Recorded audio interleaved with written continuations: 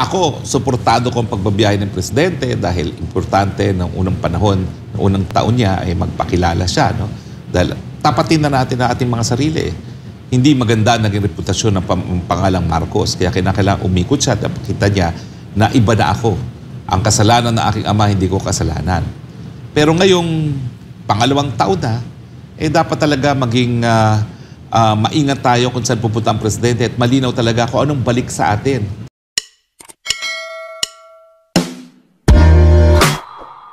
Pero ngayong pangalawang taon na, dapat talaga maging maingat tayo kung saan pupunta ang presidente at malinaw talaga kung anong balik sa atin. Kasi kita mo itong mga pinirmahan sa Australia. Defense, cybersecurity, ewan ko kung ano yung trade agreement Wala nga nabalita kung ano yung trade agreement na yun So ang importante talaga, pagkain sa hapag na kainan. Paano makakatulong sa atin ng Australia? Alam nyo, importante itong transmission nito. At tama itong gagawin ng COMELEC na sabay-sabay na sa lahat. Kasi kung pag-aaralan nyo yung pagsusuri ni dating OIC Rio, dyan sa DICT, yung huling eleksyon, napansin nga niya na pagpasok ng ating balota sa counting machine, hindi talaga dumidiretso doon sa canvassing machine. Dumadaan muna sa isang third party. At pinakita ni Secretary Rio na itong third party nito, at tawag na lang dyan meet and greet, ay isang pribadong server na hindi sakop na jurisdiction ng COMELEC. So ngayon, ang duda, baka kung mayroon dayaan, dyan nangyayari sa meet and greet room na yan. So itong suggestion ngayon ng COMELEC na diretso na sa lahat ng mga servers, pati yung mga transparency servers, yan po ay makakabuti para maalis na yung meet and greet kung saan pinagdududahan nga nangyayari ang electronic GARCI. Kasi ang pinagdedebatihan at ang mga mahistrado mismo nagdedebate sila. Si Justice Ascuna sa tingin niya, hindi na kinakailangan na amendahan mismo ang saligang batas o economic provision. Ibigay na lang kapangyarihan na yan sa Kongreso dahil nagawa naman yan doon sa pag-amenda ng Public Service Act.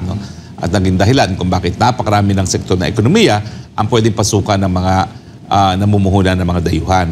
Ang kabila naman ay yung posisyon ni dating Chief Justice Renato Puno na mukhang mas sinasang-ayunan ko na tatatlo lang yung pamamaraan para talagang maamendahan ang Constitution at hindi po pwede na ibigay sa Kongreso yung kanyang katungkulan. Well, sa akin naman, para wala ng debate, tanggalin na natin lahat yung economic provisions na yan. Ang importante lang dyan, yung kinikilala natin na sa pagdating sa ekonomiya, meron talagang police power ang ating Estado para mag-take over ng ilang mga industriya kung magkakaroon ng national emergency. Dahil yan naman po yung nangyari hindi lang sa Pilipinas, kundi sa Amerika din. Yung nagkaroon sila ng the Great Depression. Pero yung pagre-reserba sa mga dayuhan, hindi naman kinakailangan talagang nasa Constitution pa yan.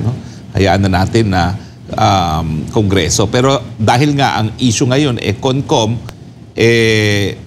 sa isang panig, ang sinasabi ng proponents doon sa Joint Resolution number 7 is amendahan na lang yung mga economic provisions at dagdagan ng phrase unless otherwise provided by law para Kongreso na lang ang gagawa niyan. Sa akin, unang-una idaan natin sa tamang proseso. Kasi pag dinaan natin yan sa proseso na literally hindi naman nakapaloob sa ating saligang batas, baka mamamaya mapawalang bisa rin yan.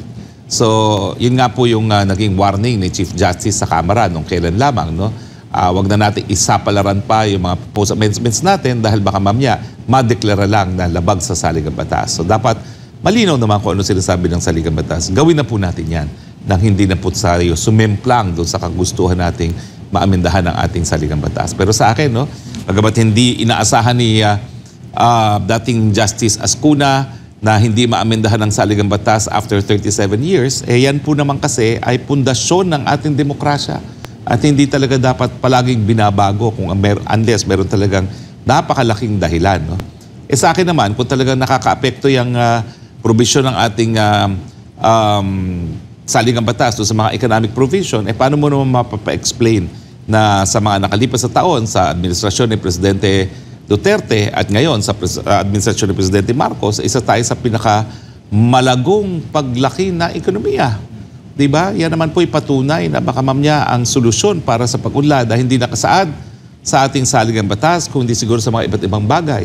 Yung presyo ng kuryente, yung batas pagdating sa pag-empleo ng mga tao, yung issue ng korupsyon, baka yan ang dapat nating tutukan. Dahil yung mga pinakamalalaking ekonomiya, sila rin yung mga merong pinakamalilinis na gobyerno. At pinag-uusapan natin dyan, siyempre, yung mga Nordic states, no? Yung mga Sweden, Finland, ayan, halos walang mga korupsyon dyan. At Singapore, no? At yan, nakikita natin na parang may korelasyon, may kinalaman ang pagiging malinis ng mga gobyerno sa pag-unlad ng ekonomiya. Hindi naman tayo sumemplang na sa ilalim ng 1987 Constitution. No?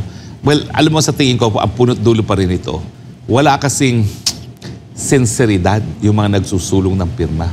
Kunwari, economic provisions ang gusto nila, pero talagang gusto nilang tirahin yung mga political provisions dahil nga hindi mananalo yung kanilang kandidato. Ngayon, nakakalimutan na natin, hello! Bagamat lahat tayo ngayon nagdedebate sa economic provisions at yan ay tama lang naman dahil lahat dapat pagdebatihan, baka mamaya magulat na lang tayo na ang debate nakatutok lang sa economic provisions tapos ang babaguhin kung magtatagumpay nga ang Kamara na walang separate voting, ang political system of government natin.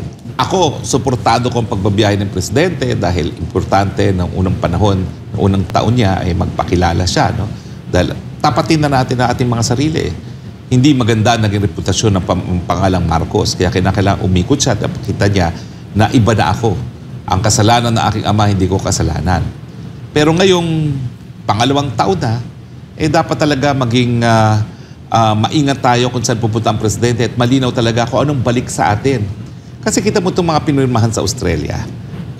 Defense, cybersecurity, ewan ko kung ano yung trade agreement Wala nga nabalita kung ano yung trade agreement na yun So ang importante talaga, pagkain sa hapag na kainan. Paano makakatulong sa atin ang Australia? Magkano bang ating kalakalan dyan sa Australia? Ang alam ko, pabor pa rin sa Australia yan kasi yung coal natin, kinukuha natin sa Indonesia at sa Australia.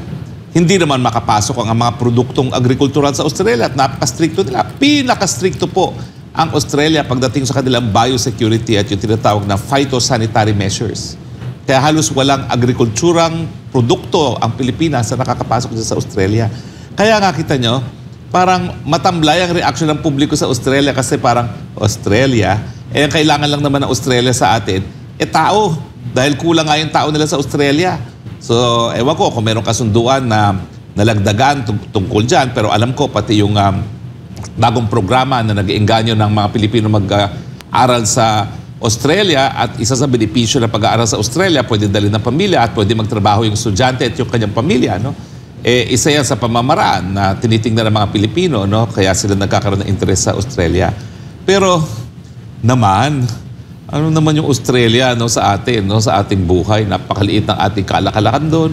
At ang talagang pangangailangan lang ng Australia sa atin, yung ating tao. Diba? So sana, piliin naman natin kung saan tayo pupunta.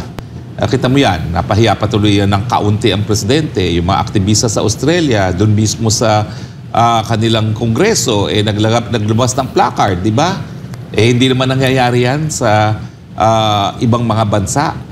Sa totoo lang, nung panahon ni Presidente Duterte, hindi masyadong maganda ang naging relasyon natin. Dahil nga yung babaeng ambassador ng Australia sa Pilipinas, maanghang ang salita na binanggit laban kay Presidente Duterte dahil doon sa isang rape joke na tungkol doon sa Australia na nagahasa nga sa Davao. No? So talagang 6 na taon yan. Sinubukan namin ayusin talaga pero ayaw talaga ni Presidente at hindi talaga siya pumunta ng Australia dahil nga doon sa mga maanghang na salita na ginamit ng ambassador nila. Pero ang katunayan din is, anong interest natin sa Australia ngayon? Bukod sa coal, di ba? Kakaunti lang naman po, no, ang ating interest dyan. Mas mabuti pa na tutukan natin yung mga bansa na talagang malaki ang ating kalakalan, malaki yung ating potential para makapagpadala ng ating mga produkto na para ibenta sa kanilang mga lugar at bukod pa dyan ay yung posibilidad nga ng migration. No?